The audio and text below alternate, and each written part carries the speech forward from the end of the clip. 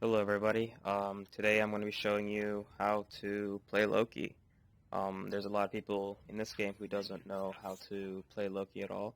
So, you know what, I thought of, let me just educate people and make it where, you don't get spam saying that, do you enjoy playing the easiest god in the game? Because Loki is definitely not the easiest god in the game.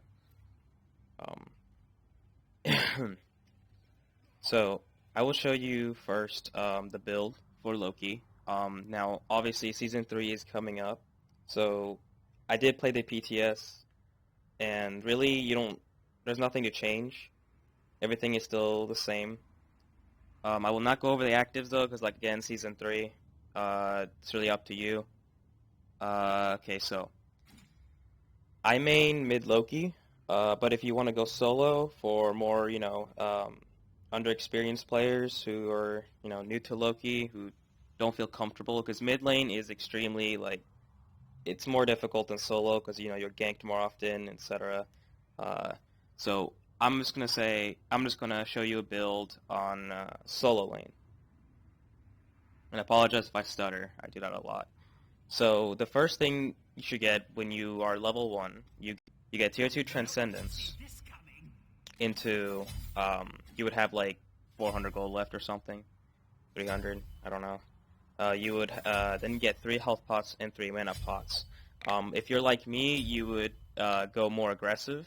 Then you want to get 4 health pots and 2 mana pots because you're getting a mana buff. Remember, this is for solo. In mid, I always just get 3 health pots and 3 mana pots. You can go safe. I recommend just go safe. So once you go back, you should be around level 5. You'll get Transcendence. Now, once you get Transcendence, and assuming that you put points into your 2, you will one-shot the wave besides the big guy in the front. You'll technically one-shot the wave. After that, you just want to get Warrior Tabi. Warrior Tabi over Ninja Tabi, well, I mean, come on. Loki is ability-based, not attack speed-based. The only exception I would go for attack speed would be Kin's Size, but that was Season 1 where Kin's Size was really good, but not anymore. It's still good, but not on Loki. Yeah, Warrior Tabi. I mean, if you go Ninja Tabi, please don't. I don't care about the attack speed. Loki is ability-based. He needs more power. So Warrior Tabi. After this, you want to get Jones Wrath. I mean, this is something every or most assassins should get. If they're ability-based, then definitely Jones Wrath. But you don't get this on Kali or something like that. But yeah, for Loki, Jones Wrath. Now, the third item, or my bad, fourth item, I go Wing Blade. Now, people say, what is this Wing Blade? Because obviously it's not popular. I don't see Wing Blade at all in the most popular list. It's all just pen and power. But you want to get Wing Blade for this specific reason. There is so many gods in this game with slows and just, especially in Season 3 when people can just instantly rush. Okay, hold on. There we go. Instantly rush, where is it? Weakening Curse, or any type of slow. There's just so many gods with slow, that's why I get Weakening Curse. My bad, Wing Blade. Wing Blade gives you 300 health, 10% cooldown, attack speed, and movement speed. Movement speed is something that most Loki players like to get. In Season 1, when Heartseeker was amazing, when it had 50 stacks and gives you 10% movement speed, it was 8%, I think. That was amazing. The 8% is just any movement speed items for Loki is just really good. Because it just helps you catch up to your opponent, and you can just outrun people. You know how you're being chased and someone's tailing you, but you can just outrun them because you're naturally faster. Also, health. In this meta, it's all about health, and again, I'm not sure about Season 3. I still prefer health. But probably not. I mean, you could get Hydras instead for the fourth item. You can go Timesbane for fourth item and then get Wing Blade, but it's your choice, any order. I don't care. As long as you have these as long as you have the core, any of these items, it doesn't matter what order you do. Hydra's Lament, the reason why I don't get this anymore, I mean, it's still my build because it's outdated a little bit. The Because Hydra's Lament used to give you 50 power, and then the cooldown was the same, but the passive is just been heavily nerfed. Like, it's just 25%, that's nothing. And I know it's being buffed in Season 3 to, like, I think 30%, if I'm correct. But that's still 5, that's nothing. You can do the math, I don't know the exact number, but if you have, like, 400 power, and so this, you'll get, like, additional, I don't know, 80, 70, I'm not good with math, but you will not get as much power. This is not worth it. This isn't worth it. Just for some extra damage, it's not worth it. It doesn't give you pen, it doesn't give you anything. It gives you cooldown, but this one also gives you cooldown. And attack speed, which kind of, you know, substitutes for the power. Also gives you movement speed and health, just survivability. And I know you will have 35% cooldown with... yeah, I bought it. With 35 out of 40 with Wingblade and Jones combined. It will, however, become 30 out of 40 in Season 3. Yeah, let's see. I don't know why they nerfed Jones Wrath just for that. I mean, I hate that so much. But yeah, in this meta you have 35 out of 40, which is 5% is nothing. It's literally half a second difference on your abilities. Except for your ultimate, it's like 4 seconds, something like that. Which, again, it's still nothing. But in the Season 3 meta, you definitely want to get, as well, Hydras with Wingblade. I mean, I'm still testing this, but this is for this meta, Season 2. And I just don't know anything about Season 3 too much, especially when, after the PTS is finished, a lot of items and basically everything will be changed. So yeah, assume you did get Wingblade. I clarify why you should get it. And also the passive, right. You're immune to slows for every 30 seconds. That's amazing. It's just amazing. You'll never need sprint again. Time's Bane, I mean, do I need to really say anything about this? You just get it. For Season 2, you want to, the last item, just go another pen item. Assuming you're playing Conquest, if you are behind, you want to go split pushing, which is, you want to get Crusher. If the enemy team is heavily based off of healing, you want to get Brawler's Beatstick, like Hercules and Guan, Afro, etc. So it really doesn't matter, like, they each provide the same thing, 40 power, 20 physical, protection, penetration. However, the passive is just different. So let's just go with Brawlers. So this is my usual build in Everyday Conquest, and it really works out for me. Now, again, a build does not determine your skill. Your skill determines your skill, obviously. So this build will not always guarantee you kills and everything. You have to be smart. You have to be... You can't just run in there. This isn't Call of Duty. You can't just run in there and hope to God you can get a kill or something. There's a lot of Loki players out there who uses everything on one person and then they die for it. It's like a 1-to-1. You kill one person, but you also die. You sacrifice yourself. That is not a good Loki. That is an average Loki. A good Loki gets more than one kill and gets out. For actives, again, for Season 2, beads, and the other item, definitely Greater Aegis. Now, people say Aegis Pendant is better than Greater Aegis. I heavily disagree with that. There is so many times where I was put in the corner, and there was like 2 enemies just hugging me, and I used Aegis, and they were just waiting for the cooldown to go down, or for the 2 seconds to go away, immunity.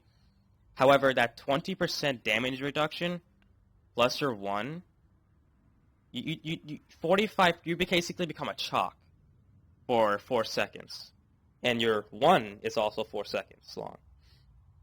It's just great. There's so many moments where people are just hugging me, waiting for me to get out of my Aegis, but I just use my visibility as soon as... It also gives you time as well, 2 seconds. And as soon as I go into visible, they just don't kill me.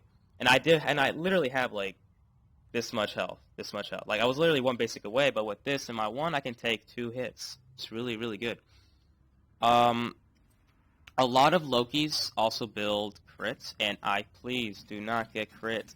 Crit is a terrible thing. You're relying on chance. Because, fun fact, none of your abilities can crit.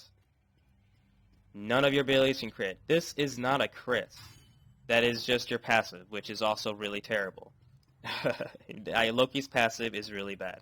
20%, that's really, really nothing. So do not get crits. I don't care what you say. I mean, sure, if you hit in that 20%, it will do a lot of damage, but you're relying on chance, which isn't good. I would much rather get an item that just deals damage 100% of the time, just deals damage, and also you just ignore the armor. But if you are going to go crit, get Malice, not Deathbringer. Malice is obviously better than Deathbringer right now. In the long run, you basically have 2 bleeds or 1 in the Malice, but please don't get crit. It's not good. It really isn't. And that's really it. One more thing I will show you is what to level up your, in what order should you level up your abilities in. Hold on.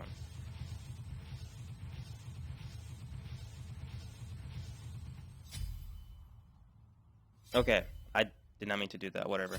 So, you want to put, when you're level 1, you want to put a point into your 2. And then just max out your 2 until you have 4 points into it. Do not max out your decoy. Do not, please, do not max out your decoy. That is something that people haven't learned.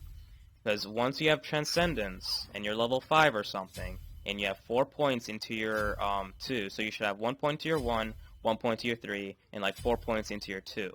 Now, do not max it. Remember, 4 points. That is strong enough to one-shot the wave, or at least the back minions, and you can just basic attack the front minions.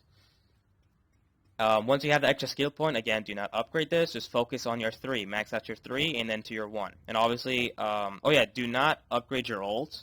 Upgrade your ult once. Like at level 5, upgrade it once, and then you're good to go.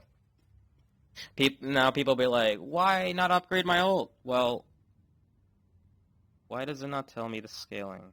Okay, I know it's like 110% or something like that of your physical power, and that's exactly why you should not upgrade it. You should focus more on your aim strike and your vanish, because which ability will you be using more, your assassinate or your aim strike? Obviously aim strike, and that I know for a fact aim strike is 100% of your physical power, which is a lot. So the fact that this is like 100-something physical power, that's... your power will substitute the scaling, if that makes sense. So you don't need to do that. It's not worth it. Usually I use my assassinate to finish off enemies, and if they're low, why do I need to upgrade my ult? I can just finish them off easily with my ult 3 combo. Or if my power is really high, I'll just one-shot them. So yeah, when you max out your 3, then you're 1. You're good to go. Now, there are also some Lokis who max out their 1 first, then your 3. That is up to you. I can't really argue, because your 1 does more damage than your 3. Your 3 does 220. Your 1 does 90 times 4. It's more damage, definitely. But remember, if you upgrade your 1, your cost of mana is going to increase, and nothing else increases besides the damage. However, your 3, the damage increases, and the cooldown also decreases. Your damage increases, your cooldown decreases, but nothing else increases or decreases. So it's really up to you how you want to play it. If you want to, if you want to be safe, if you want to spam, use your 3 more often, upgrade your 3 than your 1. But that's really about it. Once you maxed out your 1 and your 3, you'll have another skill point to put into your ult or your 2. Like I said, do not max out your 2, no matter what. Your 2 is supposed to be maxed out at level 19, I think. And then level 20, you just put another point to this and you're good to go. And that's exactly how you should do it. I've tested this many times. You can test it yourself as well. One more thing to note. Loki's 3 does not apply to his passive. And that's one thing. Let me go to combat.